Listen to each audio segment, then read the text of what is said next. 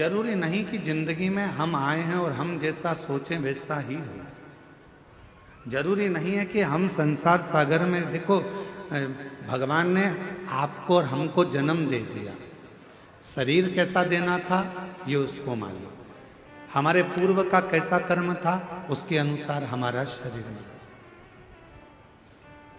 आपको और हमको जो शरीर मिला ये हमारे पूर्व के कर्म के अनुसार। आप सुंदर बनकर जन्मे, भगवान की कृपा है।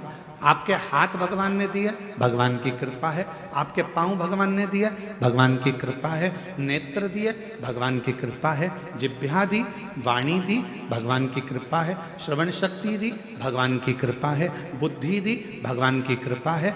शरीर कैसा देना था ये परमात्मा ने हमारे पूर्व का स्मरण कर कर, पूर्व के खातों को देखकर तब भगवान ने हमको दिया।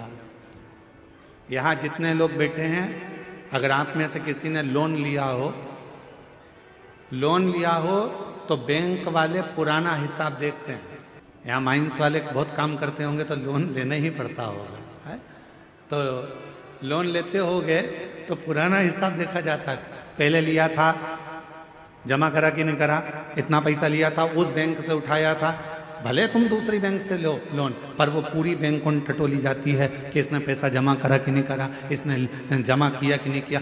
बस जैसे बैंक का लोन देने वाला पुराना हिसाब देखता है, उसी तरह हमको जन्म देने वाला भी हमारा पुराना हिसाब देखता है। पुराना हिसाब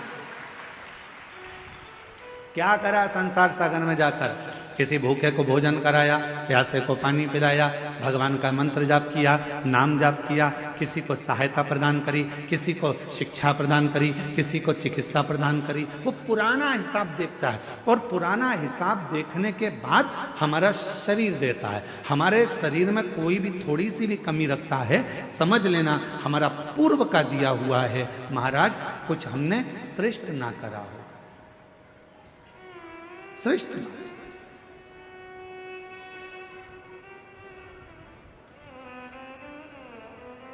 धृतराष्ट्र नेत्र नहीं है। एक बार भगवान द्वारकानाथ से धृतराष्ट्र ने पूछ लिया, क्या बता सकते हो कि मेरे नेत्र क्यों नहीं है? मैं इतना सुंदर जन्मा, मैं इतने बड़े राज्य का राजा बना, मैं इतना बड़ा नरेश बना, मैं इस हस्तिनापुर का राज सिंहासन संभाल रहा हूं और मेरे नेत्र नहीं है। आप बता सकते हो कि मेरी किस्मत ऐसी क्यों लिखी? भगवान द्वारकानाथ ने कहा, पूर्व जन्म में तुम एक सुंदर राजकुमार थे, एक हंस को देख लिया था, उस हंसनी को पकड़ने के चक्कर में वो तुम्हारे हाथ न आई तो उसके साथ में जितने भी लोग बच्चे थे उन सब के नेत्र तुमने हर लिए थे, इसलिए तुम्हारे नेत्रों को हरा गया। पूर्व का कर्म। कोई पिछले जन्म के अच्छे कर्म मुझे बाबा दे, कोई पिछले जन्म के अच्छे कर्म मुझे बाबा तेरा साथ मिला। जहाँ सारी दुनिया झुकती है, जहाँ सारी दुनिया झुकती है, मुझे वो आली दरबार मिला, दरबार मिला।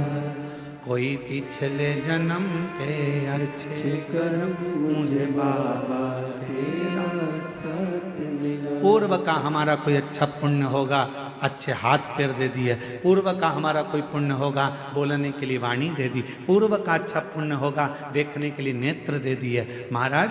और भगवान ने सब कुछ दिया, पूर्व का पुण्य।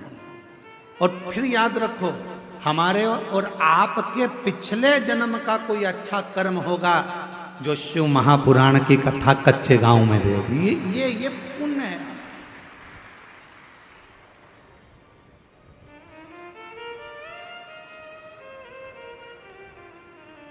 यहां से जाने के बाद भगवान को धन्यवाद देना, तूने बड़ी कृपा करी, हमारे गांव के पास में कथा करवा दी, मैं जाके कथा सुन ली, तूने बड़ी कृपा करी, मेरे दोनों पांव अच्छे चलकर गई, तूने बड़ी कृपा करी, गाड़ी से पहुंच गई, तूने बड़ी कृपा करी, बैठने की जगह भी दे दी, तूने बड़ी कृपा करी, कथा सुनने के लिए कान भी अच्छे दिए। एक आध गड़बड़ हो जाता तो फिर ध्यान लगा कर सुनना पड़ता।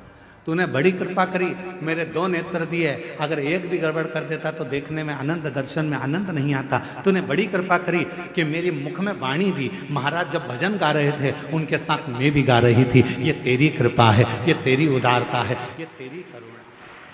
और प्रभु भगवान से कहते रहना, भोलेनाथ ऐसी कृपा करना मेरे बूढ़ा महादेव, ऐसी कृपा करना बूढ़ा देव, ऐसी कृपा करना मेरे महादेव, ऐसी करुणा करना मेरे बाबा कि मेरे शरीर को ऐसे ही चलाते फिराते रहना, इसको पलंग पर मत पटक देना, इसको कहीं हॉस्पिटल में मत पटक देना, चलाते फिराते। पूर्व का कर्म है हमारा। होते कई लोग ऐसे भी होते हैं जिनको खूब समझाओ, पास में कथा हो रही है चले जाओ, भगवान का नाम ले लो, एक लोटा जल चढ़ा दो, भगवान की भक्ति कर लो, पर वो करने को तैयार नहीं होते। उनके रहते हैं, नीम के पेड़ के नीचे कितनी भी गुलाब जामुन की चाशनी डालो, नीम मीठी हो जाएगी? बोलो तो नहीं हो। नीम के पेड़ के नीचे कितनी भी तुम एक काम करो, जलेबी का घोल डाल दो, मीठी होगी? चलो जान दो। अच्छा, करेले के पेड़ के नीचे, करेले के पौधे के नीचे, करेले की बेल के नीचे आप गुलाब जामुन की चाशनी डालो, रसगुल्ले की चाशनी डालो, क्योंकि वो रसगुल्ला खाने के बाद उसका पानी तो काम आता ही नहीं है। तो एक काम करें अपन कि करेले की बेल के नीचे डाल देते हैं तो करेला मीठा हो जाएगा। हो जाएगा? करेला करेला ही रहेगा, नीम नीम ही रहेगी। उसको चाहे तुम की कितनी भी गुलाब जामुन की चाशनी डाल लो, चाहे तुम गुड़ डाल लो, शक्कर डाल लो, तुम्हारी मर्जी पड़ जाए जो डाल लो, पर वो नीम नीम रहेगी, कड़वी की कड़वी रहेगी, करेला कड़वा की कड़वा ही रहेगा। उसी तरह अपने गांव में, अपने नगर में, अपने शहर में, अपने मोहल्ले में, अपनी कॉलोनी में, अपने घर में, अपने परिवार में कोई ना कोई एकाध व्यक्ति नीम और करेले जैसा होता ही है। उसको कितना ही समझा लो,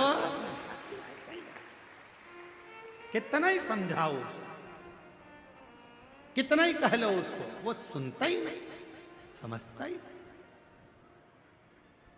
अब कोई कहे कि गुरुजी वो तो हाँ हमारा रिश्तेदार है, हम तो उसको इतना कहते हैं, फिर भी वो भगवान की बुराई करता है, फिर भी शंकर जी की बुराई करता है, फिर भी एक लोटा जल की बुराई करता है। गुरुजी हमारे यहाँ वो आए थे, इतने बड़े संत महात्मा, वो भी शिव जी की बुराई कर दिया, वो भी इनने भी ऐसा कर। तो कोई कितना ही समझाए, पर वो नीम नीम रहती है, वो करेला करेला ही रहता है, उसको नहीं समझ में। महाराज